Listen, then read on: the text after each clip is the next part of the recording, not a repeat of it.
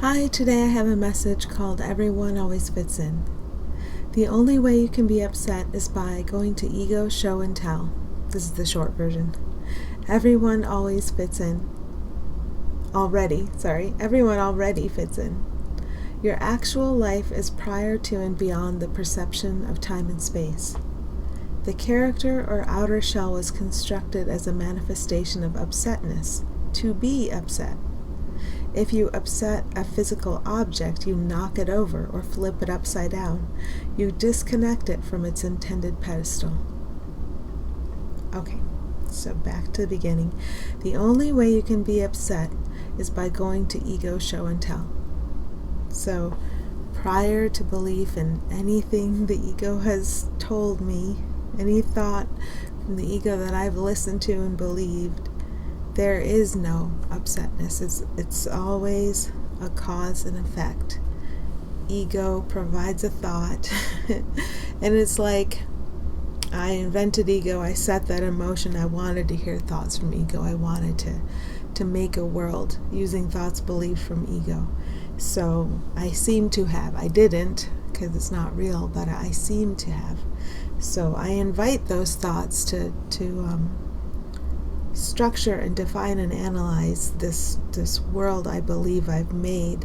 So these thoughts come, and more I can see how terrible each and every one of the thoughts feels, even when they seem to be positive thoughts. There's an anxiety in them, there's a division in them. So that's the only way I can be upset, and I still do experience being upset. So when I notice this, there's something I can go and see instead of show and tell. Go and see. I can go and see what do I feel, what did I believe. Let's set that thought down. Let's remember something sane.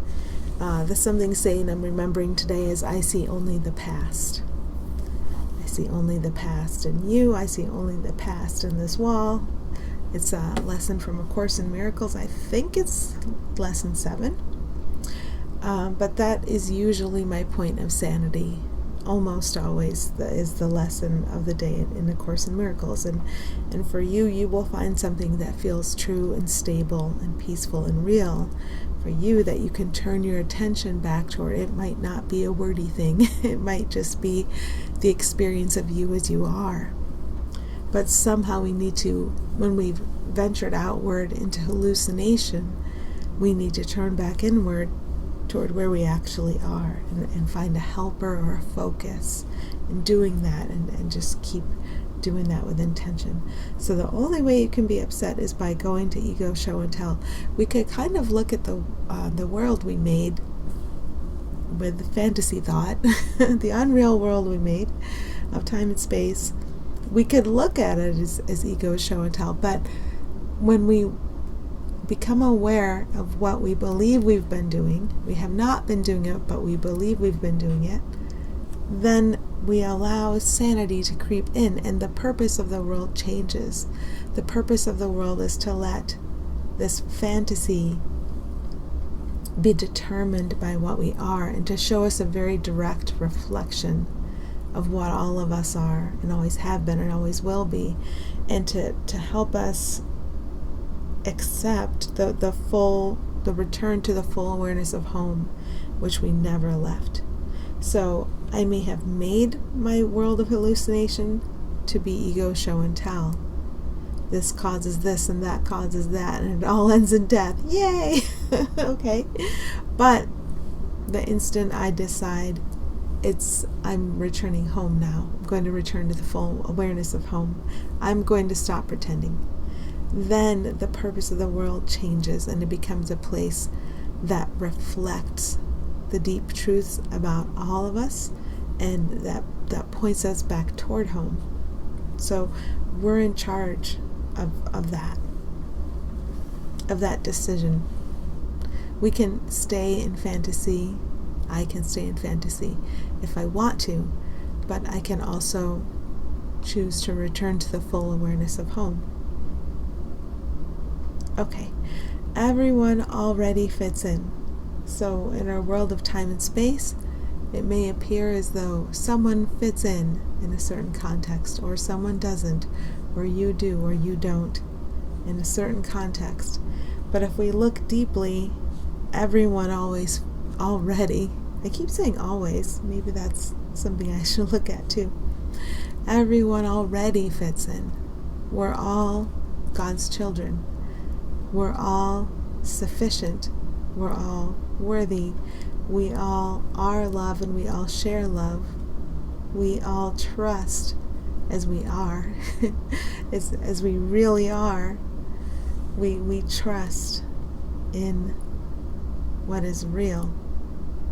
And we've covered over our true state, the harmonic will we share with one another, with a hallucination that none of this is true. So if I'm looking at the hallucination I made with ego thought, and I'm thinking someone does fit in when someone else doesn't, or I do or I don't when someone else does or someone else doesn't, I can go back to the place where I can see that everyone already fits in, that everyone is held perfectly in love, that everyone has guidance through and out of the nightmare we made.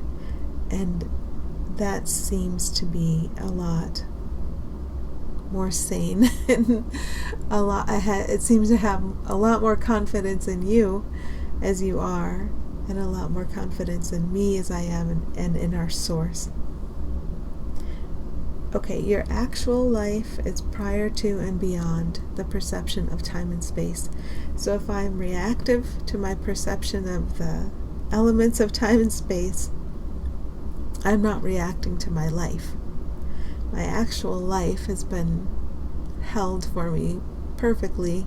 It's just awaiting the return of my awareness.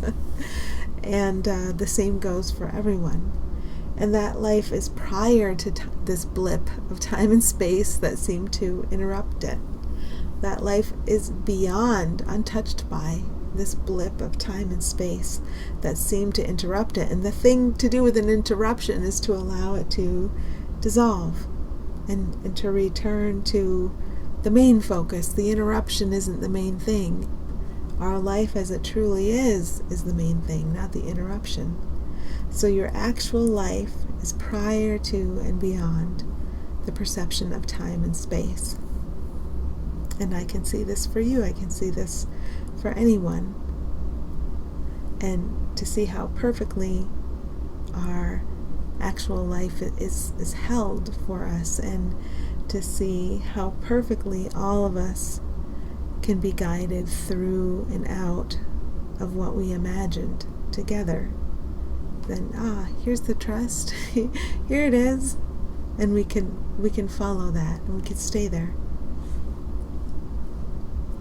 The character or outer shell was constructed as a manifestation of upsetness to be upset. So I made a battle bot to engage in conflict in time and space, and I called it me. And then I made a battle bot for you, splitting myself up into a me and a you. I made one for you so I would have someone with whom to engage in conflict and struggle and suffering. Yay! It sounds crazy, doesn't it? Yeah. The good thing is that I didn't really do it. I imagined that I had done this, that I was doing it. And so I did make an ego for myself. I did make a character, an outer shell.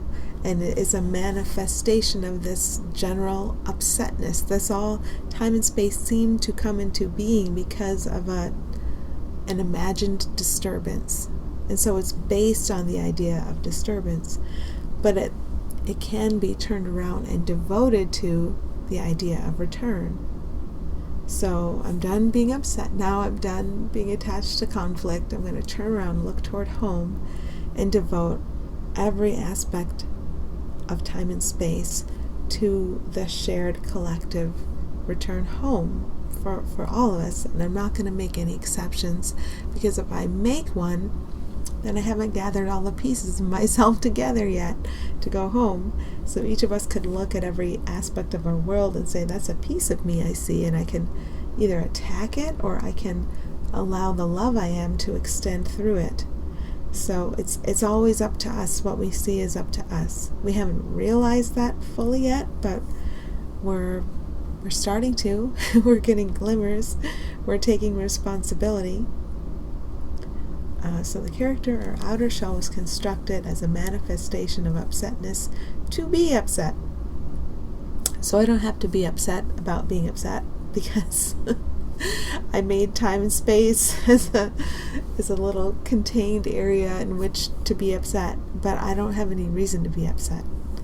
I'm loved, I'm loving, I'm lovable, I'm worthy, and that's not anything said about a body or a personality.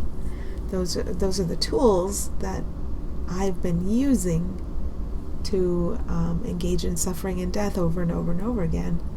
I might feel done with that. So as beings, we're loved, we're loving, we're worthy. There's no reason to imagine a disturbance in our eternal peace and our eternal love.